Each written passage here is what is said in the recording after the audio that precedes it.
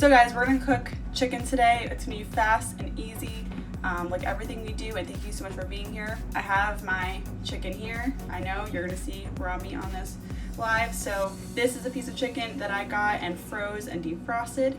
So first, let's talk about how to defrost chicken properly. The best way to do it is in a bowl like this, full of cold water, not hot water. You're gonna want some cold water, fill it up, let it sit for a couple hours on the counter, and you should be good to go. It usually takes about 2 to 3 hours. You can do it with hot water, you can defrost up in the microwave, but you have to cook with it like immediately. And you can defrost up in the fridge, it just takes a little bit longer. You're gonna wanna defrost it overnight. So this is a defrosted chicken. I took it out at like 4 o'clock today. It's 7 o'clock now, so it's totally ready to go. Let's get started. So I'm gonna do my best to not touch this too much, so I don't have to wash my hands. Okay, so we got our chicken on the cutting board. The first thing you guys got to know about this, it's a really big piece, and we cannot cook this thick of a piece on the stove because it's gonna cook not very evenly. It's gonna dry out. We don't want that. So what we want to do first is slice it, butterfly it, so we get 2 thin pieces. And my hands are clean, don't worry. The best way to do this safely is you want to press down as hard as you can and take your knife and just get in there carefully. You can buy chicken pre-sliced, but that is the first thing you want to do. So now you have 2 thin pieces. So they're pretty even, but that's what we're going for. So the next thing we're gonna do, and then I'm gonna wash my hands and the knife, is pat it dry. So one big mistake you're making with your chicken, by the way, is putting it in the pan when it's still kind of glossy like this, and that's how you end up with boiled chicken. So we wanna pat it dry and make sure that we are not boiling our chicken. Also, you do not need to wash chicken, okay? You just need to pat it dry. Washing chicken was a thing when people were butchering their own at home, but we don't need to do that. So don't wash your chicken. It actually doesn't make it cleaner. I'm gonna wash my hands, 1 second. All right guys, so we have our chicken pieces, we butterflied them. The next thing we have to do is heat up the pan, okay? I have a pan here. We're doing things a little different today. I brought out my single burner, it's right here. So another big mistake people make when they're cooking chicken is or meat in general, especially on stainless steel, is that your pan isn't hot enough, and that's why it sticks. So if you do without a hot pan, it's gonna stick, it's gonna get weird. You wanna make sure your pan has enough time to heat up, and then you wanna put your oil in it and give that enough time to heat up, and that kind of creates a seal on the pan so things don't stick. That's kind of how you make your own non-stick pan. So I'm heating this up. It's been heating up for a minute, but I'm gonna turn up the heat a little bit more. I'm not used to cooking on this single burner that I have going on. It's like just right in front of me. So I haven't done it in a while. Hopefully it's hot enough. Okay, so I'm going to heat up some oil. The oil I'm using for this, and guys, we're just doing basic grilled chicken here, like basic sauteed chicken. It's not marinated. We're gonna season it with salt and pepper, but this is like plain Jane chicken that you can throw in salads, you can shred it up, you can use it in pasta dishes. This isn't anything special, right? But it's still gonna taste good because, believe it or not, chicken does have a good flavor. You have to learn how to cook it so that you bring those flavors out, and that's what we're doing today. So I'm going to use avocado oil. I like this oil because it has a high smoke point, meaning we can use a very high heat with it. Olive oil doesn't have as high of a smoke point, so I wouldn't recommend it. Vegetable oil is good, coconut oil is good. I like avocado oil. So I'm gonna put in a good amount, not too much, it's a good amount. So here's a trick on how to tell if your pan is hot enough. You see how it's shimmering like that? That means this pan is good to go. It's like kind of shimmery. I don't know how else to explain it, but that's how we know it's good. I'm actually gonna turn the heat down because see, oh God, it's like too hot. Okay, see, I'm not used to this burner, so give it a second. It was popping a little bit. Let's hope it doesn't really pop too much. Okay, moving that back over while it chills out, because we have to come over here and season the chicken.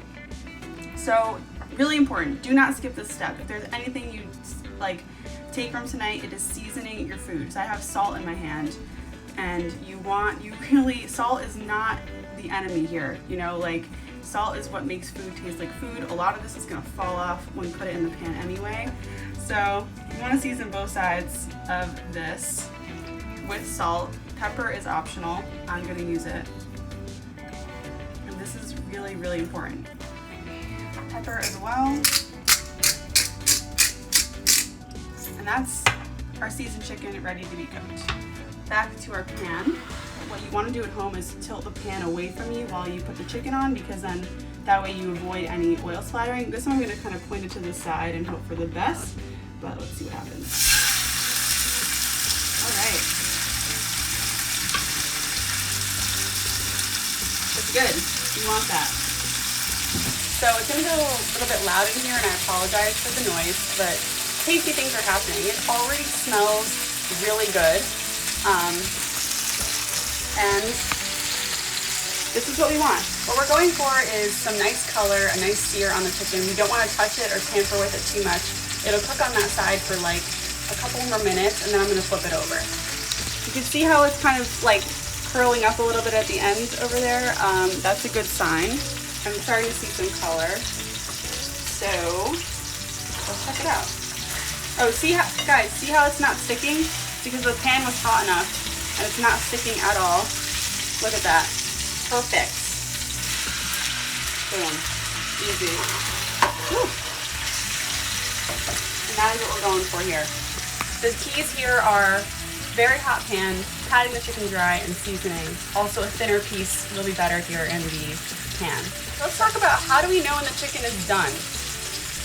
I think this is where a lot of us get a little freaked out because we don't want to undercook the chicken. That can cause some serious health problems. And also we don't want to overcook it because then it's gross. My first recommendation would be to get a meat thermometer. So this is a digital meat thermometer. I can stick it right in the chicken, and when it's at around 160 degrees Fahrenheit, then we know it's done. Chicken does something called carryover cooking. So that means that even after you take it off the pan, it continues to cook. So it's okay if it's not at 155 exactly when you take it out of the pan. If it's at 160, it's okay. We know that the bacteria dies at 140 degrees, so that's kind of where we're at.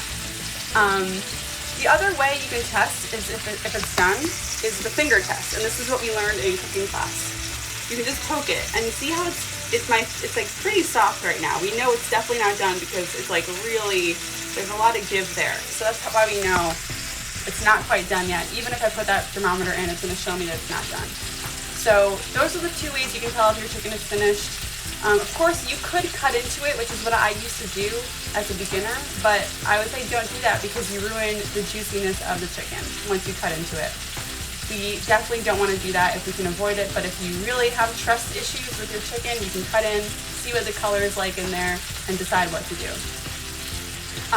This thermometer, by the way, is on Amazon. It was like $10. Highly recommend. It's a Harbor.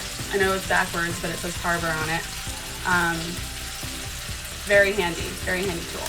I kind of turned down the heat a little bit, and you can tell this got really quiet. See what the other side looks like. See, the other side isn't as done, so I turned down the heat. Alright, I think that's as good as we're gonna get. Feeling a little bit better. Let's take a temperature of this guy. Fahrenheit. Okay. So it's giving me a temperature 130, 140. Okay, so we're not quite done yet. Kind of a thicker piece, so I'm not surprised. So when we're done cooking this, it's almost done. You want to take it out and let it rest for 15 minutes. So you want to let it rest for 15 minutes before you slice it, touch it, or do anything with it, and then it'll be perfect. Okay, this feels about done. See, it's a lot more springy now. It's firmer, especially over here. So we're gonna take that off the pan. We're just going to let that rest, and it looks perfect. And we can also put in the other one. Another tip about the seasoning that I forgot to mention is that you want to season the chicken right before it goes in the pan, because if you don't, salt draws out moisture and then your chicken will get a little moist again. So obviously I didn't do that, but for you guys, you want to season it like literally seconds before it goes in the pan, or else you'll have too much moisture.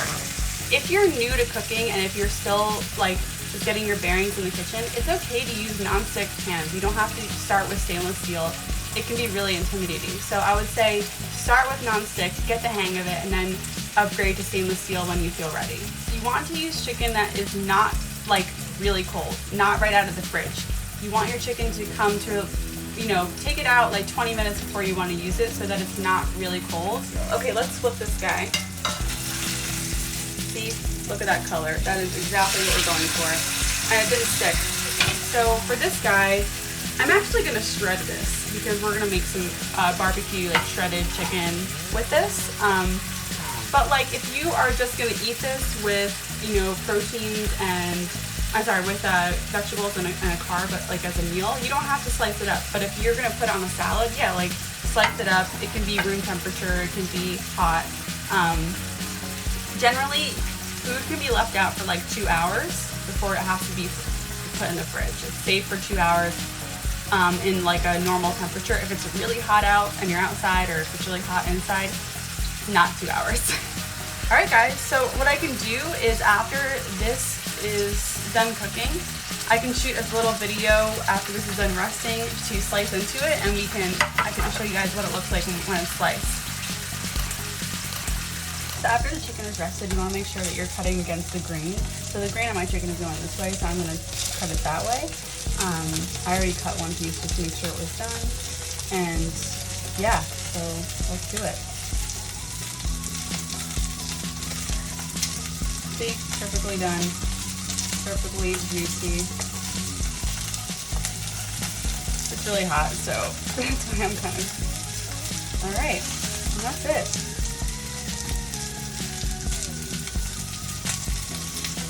Oh man, that looks so good. And there you have it, perfectly cooked chicken. So you can join me for like short and sweet cooking tips like this every day at 7 o'clock Eastern. I will be here. I will be helping you whatever you want to learn.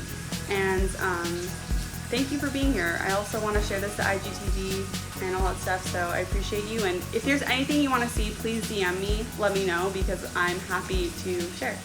Bye guys, have a great night.